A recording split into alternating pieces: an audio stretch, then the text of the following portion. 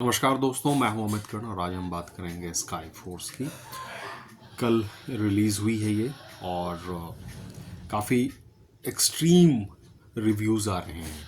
एक धड़ा ऐसा है जिसे ये फिल्म बहुत अच्छी लगी है, जबकि दूसरा धड़ा ऐसा है जिन्हें ये फिल्म राइटिंग के मोर्चे पे थोड़ी नियर टू गुड या नियर टू बेटर फील हुई है। दरअसल इस फिल्म के साथ प्रॉब्लम ये हो गई है कि यहाँ पर राइटर, डायरेक्टर और मेकर कंफ्यूज हुए हैं कि हमें फिल्म में वॉर को भी उतनी इम्पोर्टेंस देनी है या फिर जो हमारे गुमनाम नायक हैं उनको तलाशने की जो पूरी प्रक्रिया है उस पर हमें फोकस करना है।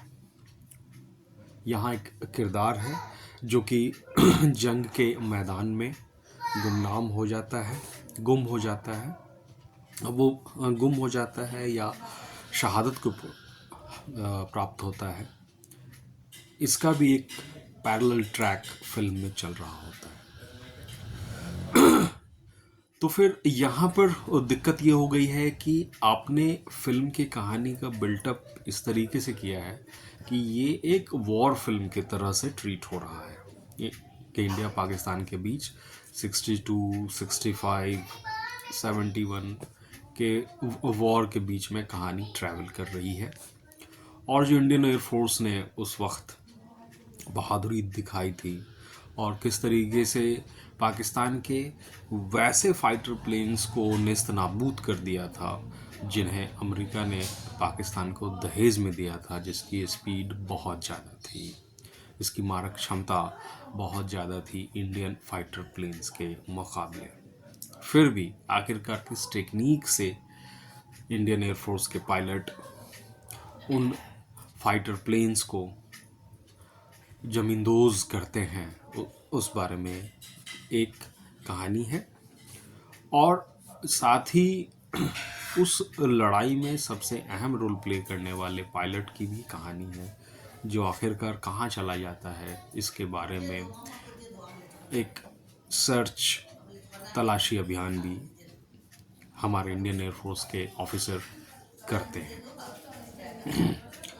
तो दोनों ही चीज़ें कहानी में इम्पॉर्टेंट हैं कि भाई हमें वॉर भी दिखाना है उसी अहमियत के साथ, और फिर जो हमारा पायलट जंग के मैदान में कहाँ गया, वो जिंदा है भी कि नहीं, मरा है तो इसकी भी कंफर्मेशन है कि नहीं, और जो युद्ध बंदी होते हैं, प्रिजनर ऑफ वॉर होते हैं, उनके साथ कैसा सलूक होना चाहिए, इसे भी हमें दिखाना है।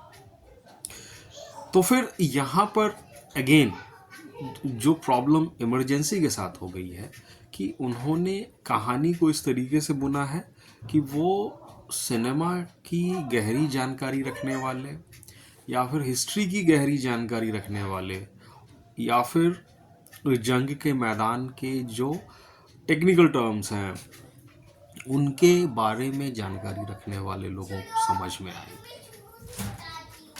यहाँ पर फिल्म थोड़ी सी फिसलती है, डिसएंगेज करती है, जैसा इस फिल्म की कहानी में बार बार इंडियन एयरफोर्स के पायलट एक रिबेल तो नहीं कहूँगा बल्कि ऐसे ऑफिसर को हिदायत देती है कि युद्ध के मैदान में जोश से नहीं होश से काम लेना है और हमें वॉर को इंगेज नहीं करना है, दुश्मनों के साथ डिसएंगेज करना है। तो यहाँ पर कहानी थोड़ी डिसएंगेज होती है।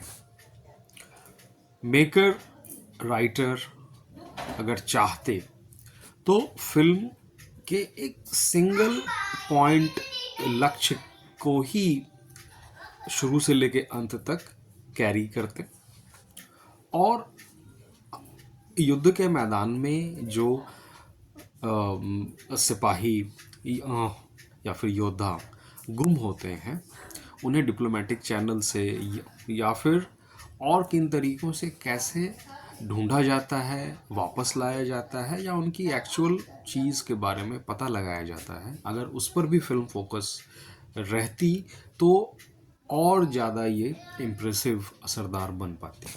बेशक फिल्म में मेहनत की गई है, न सिर्फ डायरेक्शन पर बल्कि वीएफएक्स पर भी, क्योंकि यहाँ पर सारी फाइट आसमान में है, क्योंकि यहाँ पर लड़ाई इंडियन एयरफोर्स के पायलटों की है।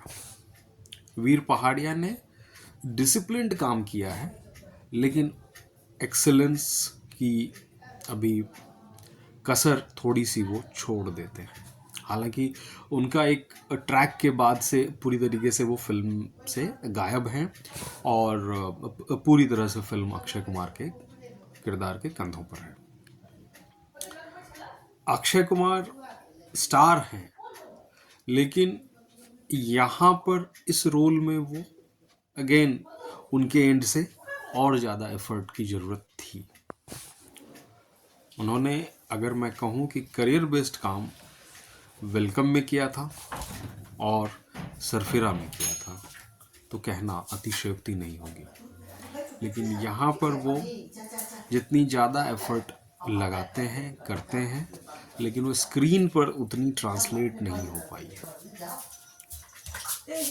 बेशक मेकर ने जो टीम एफर्ट लगाया है, किया है, वो साफ नजर आती है और उम्मीद है कि आखिर ऑडियंस इसे अच्छा अपनी अच्छी प्रतिक्रिया दें। शुक्रिया।